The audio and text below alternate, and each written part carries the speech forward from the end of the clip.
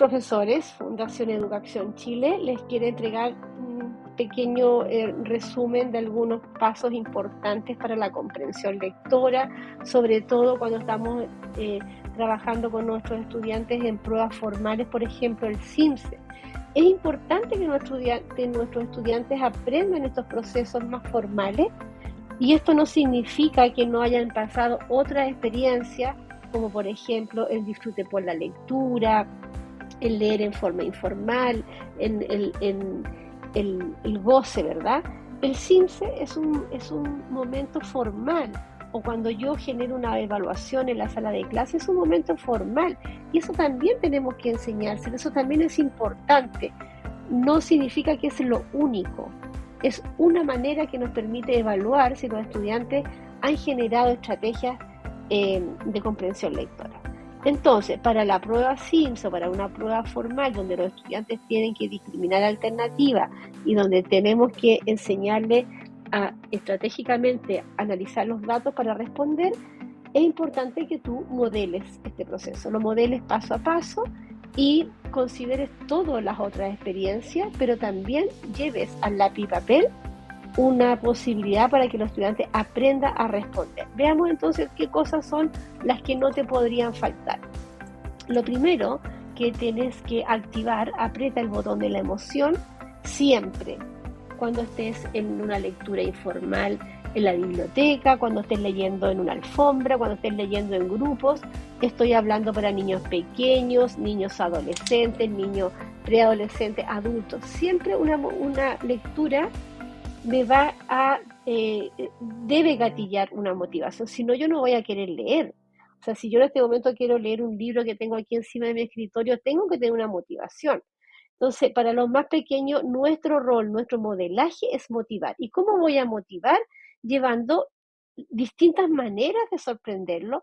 Puedo llevar los canastos con los cuentos, puedo llevar los textos en párrafos, si son más grandes, ¿verdad? Los párrafos los puedo poner dentro de un sobre, los sobres los puedo pegar en la pizarra, que cada uno vaya a buscar los sobres. Lo que tenemos que buscar es generar un conflicto cognitivo en la interacción con el material que yo voy a leer, porque le entregamos a los niños todo, lea este cuento, lea esta página, haga esto. Dejen que ellos exploren, porque la autonomía dentro de la sala de clase, el clima de trabajo que se evalúa en la clase grabada, es sumamente importante que los estudiantes tomen decisiones. ¿Qué quieren leer? ¿Me paro a buscar el texto? O sea, no es todo un mecanismo donde el profesor entrega y el alumno recibe. Dejen que los estudiantes también vayan en busca. Entonces, que elijan, que exploran, que deciden. Déjale los párrafos encima de la mesa, fotocopiados, recortados, que ellos elijan. No tienen por qué todos leer todo el texto. A lo mejor vamos a dividir eh, por párrafo y cada grupo va a hacer un análisis distinto. Entonces, cuando yo genero la motivación, no es solamente la motivación de hoy vamos a leer hoy día este cuento tan interesante, no es solamente el tema del que yo voy a hablar, sino es el cómo le presento, ¿ya? Cómo presento la información. Acuérdense de el DUA, la presentación es importante para abrir la novedad, y que el cerebro despierte y desee activarse con esta información. Todo lo novedoso va a activar el hemisferio derecho, ¿ya? Lo que no activa el hemisferio derecho no va a entrar al cerebro, en términos a lo mejor bien poco formales, no entra al cerebro, no te va a motivar esa información, no va a tener acceso a tu sentido, ¿ya?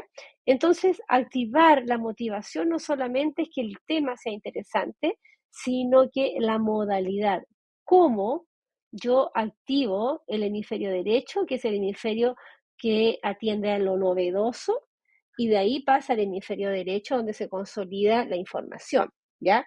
Si no es novedoso, no va a ingresar la información. Y lo novedoso no tiene que ver con grandes cosas que tengo que hacer en la sala de clase. Basta que yo permita que participen los estudiantes, que se paren a buscar, que estén los párrafos ahí. O sea, si todas las clases los estudiantes tienen que abrir la página 48 y leer la lectura, y el otro día la página 92 y leer la lectura, eso es rutina. Y la rutina no favorece a estos procesos de motivación. Entonces cambiemos de vez en cuando, ya no todos los días. Ahora, si todos los días llevo cosas novedosas, lo novedoso va a ser rutina. Entonces vamos cambiando. Un día van a trabajar de a dos, un día van a trabajar de a uno, un día van a leer un pedazo de párrafo, otro día lo van a leer completo, etcétera. Punto 2. Abriste la novedad, generaste la activación de dopamina, del deseo, de la lectura, de acercarme. Ahora tengo que activar todo lo que es la atención y la percepción. Para eso mi mediación tiene que estar focalizada a que lo que están mirando, sea el párrafo, sea la infografía, sea un problema de matemáticas, sea un texto de ciencia, sea un gráfico, lo que sea. Yo no estoy hablando de comprensión lectora del lenguaje, estoy hablando, en cada asignatura tú enfrentas a los estudiantes a distintas informaciones que tienen que leer, ¿ya? Es, permite, ¿verdad?, que ellos tengan tiempo para explorar los textos. ¿Qué hay? Hay ilustraciones, hay texto, hay título, hay secciones, hay notas, hay párrafos. ¿Qué es lo que ven los estudiantes? ¿Ya? No te vayas al tiro a la lectura y haz preguntas o que ellos mismos hagan. Oye, profesor, ¿y por qué habrán puesto esto? Ya, ese gráfico, ¿qué es lo que representa? ¿De qué año es el gráfico, chico? ¿Qué es lo que está indagando en ese gráfico? ¿A quién se encuestó? Ya, bien. Otra pregunta, ¿qué más tenemos? Hay un texto donde dice que los resultados fueron tal cosa. Ok.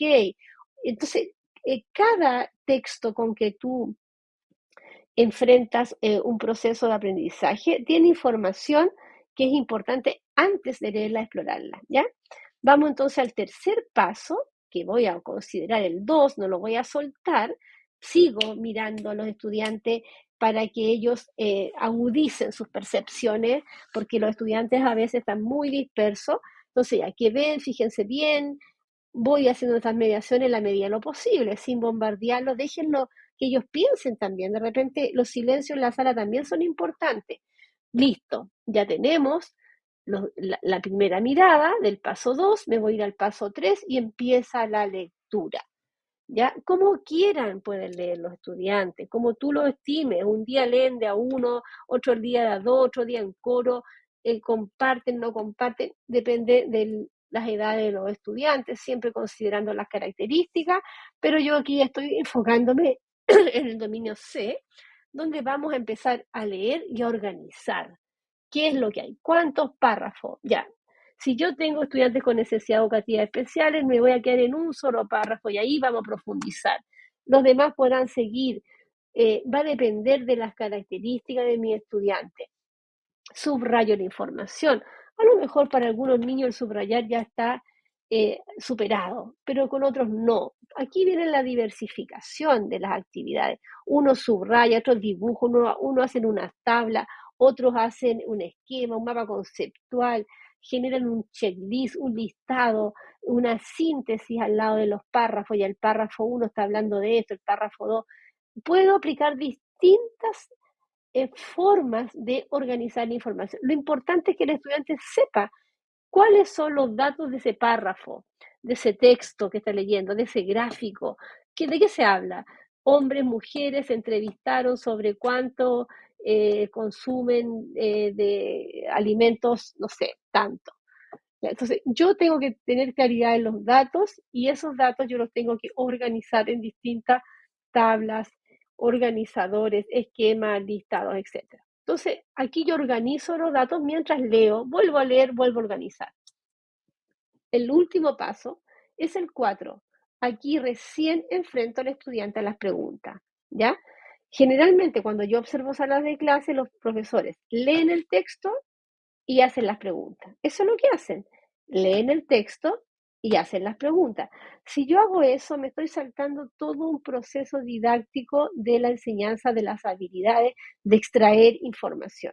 Cuando yo tengo la información identificada y localizada, como llama el SIMS, localización de la información o extracción de la información, cuando yo soy capaz de que mi estudiante localice que en el párrafo 1 sale Pedro, Juan y Diego, y en el párrafo 1 los niños están en el campo, y en el párrafo 1 dice que Pedro se cayó al río, y en el párrafo 1 dice que hacía mucho calor. Cuando el estudiante localiza todos los datos del párrafo 1, yo voy a poder generar procesos de inferencia, de reflexión, de evaluación, etcétera. Por lo tanto, cuando ustedes estén en un texto, no pasen al paso 4 inmediatamente. Lean y hagan el paso 3, que es organizar la información. Cuando llego a las preguntas, ya leímos el texto, ¿por qué siempre las preguntas las tengo que hacer yo como profesora? Dejen que los estudiantes también planteen preguntas. Ya, chicos, tienen 5 minutos para cada uno escribir en estos carteles una pregunta y la van a pegar en la pizarra. Ya, ya, pero vamos a hacer preguntas de ella. Esta fila va a ser las preguntas del párrafo 1. Esta fila va a ser preguntas del párrafo 2. Dejen que los estudiantes tengan esa participación activa porque los involucra emocionalmente, los hace sentirse activos, no están quedándose dormidos con la lectura y también aprenden porque tienen que volver a leer el párrafo para hacer una pregunta.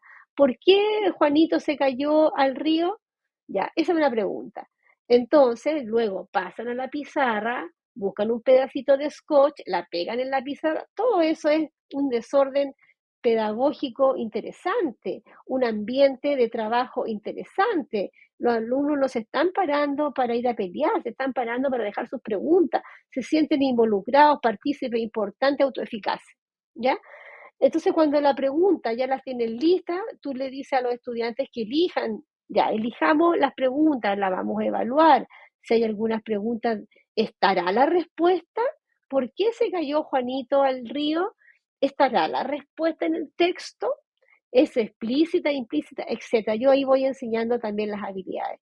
Cuando el estudiante tiene que responder la pregunta, lo que está utilizando son las funciones ejecutivas. Las funciones ejecutivas se localizan en el lóbulo frontal. Son las funciones donde yo respondo. Para responder tengo que traer a mi memoria de trabajo los datos para decir, oye, ¿por qué se cayó? Ah, parece que porque lo mordió el perro. Traigo esa memoria de trabajo, ese dato, esa información, recupero de mi memoria esa información, pero ¿por qué la recupero? Porque pude subrayarla, porque pude listarla, porque la pinté, subrayé, organicé anteriormente los datos y todos esos procesos de manipulación de la información, de escribir, de hacer la lista que incorpora lo motor, me fue generando almacenamiento en la memoria. Y yo ahora puedo traerla para responder y decir, ah, el niño se cayó al río porque lo mordió el perro. ¿Ya? Entonces es importante que cuando llegamos a las preguntas, no solamente la hagan los profesores, hagan los estudiantes y que observen ustedes cómo ellos al responder traen la memoria de trabajo, traen el dato. Pero fíjense, ¿cuáles son los estudiantes que trajeron a la memoria de trabajo inmediatamente la respuesta? ¿Y cuáles fueron los que no? ¿Y qué pasa si un niño dice, se cayó al río porque se tropezó con una piedra? ¿Y dónde sale eso en el texto? ¿Por qué ese estudiante respondió eso y no porque el perro lo mordió, que era lo correcto? Entonces ahí yo me voy a dar cuenta y retrocedo, hago la retroalimentación, que es una parte muy importante de la evaluación docente, de la clase grabada y del proceso de aprendizaje. Retroalimento y me doy cuenta que el estudiante no organizó adecuadamente la información, no subrayó o tomó datos irrelevantes y se confundió, ¿ya? Veamos esto en concreto, en un texto concreto. Pensemos que los estudiantes lo vamos a someter con este texto. Yo el punto 1 ya lo activé, ¿verdad? Si el estudiante ha tenido autoeficacia anteriormente en todas sus lecturas, el niño va a decir, ah, esto es fácil, papaya, yo lo voy a hacer. Pero si los estudiantes traen una experiencia de fracaso, y de mala comprensión lectora, ella sabe que no puede hacer esto y finalmente se va a frustrar. Por lo tanto, pongamos textos también adecuados para cada niño. Entonces, ya tengo desafiado al estudiante, yo me lo puedo, ¿verdad? Voy a activar el paso 2, que es la exploración. Ya voy a explorar, que tengo 7 párrafos, tengo un huevo frito, aquí algo del charqui, mira, está hablando de los choclos y de los zapallos, parece que es una comida, después habla que cómo se preparaba, después en el 4 está hablando de los guanacos, ¿verdad? Y parece que se hacía con ellos, después en el 5 cómo se fabrica hoy día el charqui, en el 6 el sabor, y en el 7 ojo al charqui. Entonces en cada párrafo yo ya exploré, sin leer el texto, algunas palabras clave, las subrayé, qué sé yo, me hice una mirada general para pasar al párrafo 3, o sea, al punto 3, perdón, y comprender que ahora tengo que organizar, subrayo, anoto, hago un listado, hago una tabla, hago un dibujo, hago una síntesis acá. El párrafo 2 se trata de una comida. El párrafo 3, cómo se secaba el charqui. El párrafo 3, con qué se hacía. El párrafo 5, actualmente. Ya, entonces ya tengo un trabajo, una relación, una interacción con el texto, con la información, con los datos, que me permite ya poder entender cuál es la lógica de este texto, ¿ya? Y me voy a la pregunta. Yo podría plantearle la pregunta y omitir, esconder las alternativas. Entonces, bueno, pero aquí ya tenemos al niño en un CIMSE o en una prueba formal y yo quiero saber cuáles son los pasos para que llegue a esta respuesta y qué tengo que enseñar yo y retroalimentar en el aula para que no se equivoque, porque ese es el proceso de retroalimentación que hay que hacer con los estudiantes para que ellos se den cuenta de sus errores. Entonces yo aquí saqué 5 pasos que los estudiantes tuvieron que hacer, estudiantes neurotípicos, ¿verdad? Porque hay niños que no van a hacer estos pasos y pueden también llegar a la respuesta correcta. O niños que no hacen estos pasos, hacen otros pasos y también llegan a la respuesta correcta. O niños que hacen otros pasos y se equivocan. Yo tengo que, en estos pasos, yo tengo que generar retroalimentación. La retroalimentación está en los pasos. ¿Y qué hiciste primero? Profesora, yo había ubicado palabras clave, yo las había subrayado, ya yo aquí también entendí que la pregunta, me estaban preguntando el por qué, que era, el por qué, como las causas, por qué se hizo eso, ya, y me estaban hablando de los caballos, así que yo encontré que en el párrafo 4 hablaban de los caballos y en el párrafo 5 hablaban de los caballos. Pero también, como me preguntaban el por qué, yo me di cuenta que me estaban preguntando por qué se usaron los caballos, entonces tenían que encontrar la razón por qué se encontraron los caballos, y me estoy dando cuenta que en el párrafo 4 me están diciendo que estaban escaseando las llamas y los guanacos y por eso usaron los caballos viejos. En cambio, en el párrafo 5 no se está hablando de eso, así que me voy a centrar en el párrafo 4. Ya tengo un estudiante que identificó la razón en el párrafo 4, pero ahora tengo que analizar las opciones. ¿Será A, B, C o D? Las leo. ¿Es más rico con carne de caballo? Podría ser, pero esto no dice en el texto. Esto es una percepción individual, una percepción puede ser mía. A mí me gusta más con carne de caballo, pero esto nos dice en el texto, y las lecturas de comprensión lectora tienen que ver con lo que dice el texto, ¿verdad? Los caballos tienen la carne más blanda, tampoco dice acá esa información. El charqui no lleva carne, tampoco dice que lleva carne, así que eso es falso. Y la D, que sería la respuesta correcta, selecciono. Por lo tanto, al hacer esta pregunta, yo vuelvo a comprender el texto en esta información, comprendo un dato completo del texto, que se usa el caballo porque estaba escaseando las llamas y el guanaco, ¿ya? Y selecciono la respuesta correcta. Entonces, cuando tú haces procesos de retroalimentación en la sala de clase y haces un análisis de estos resultados para tu portafolio de evaluación docente y para mejorar los aprendizajes de los estudiantes, tú dices, ¿por qué respondieron la A? ¿Por qué el 40% del curso respondió la B? ¿Ya? ¿Por qué solamente el 30% respondió la D? Y aquí entonces tú vas a mirar para atrás, sobre todo el paso 3. O podría ser el paso 1, que los chicos no están ni ahí con el cuento, con el texto, no se motivaron, no tienen autoeficacia, saben que les cuesta y lo hicieron al achunte, ¿ya? O en el paso 2 son muy impulsivos y no exploraron. O en el paso 3 organizaron mal la información. Bueno, espero que te sirva este video para la retroalimentación de tus estudiantes, para ir enseñándoles cómo organizar la información antes de responder las preguntas. Muchas gracias y nos vemos en un próximo video.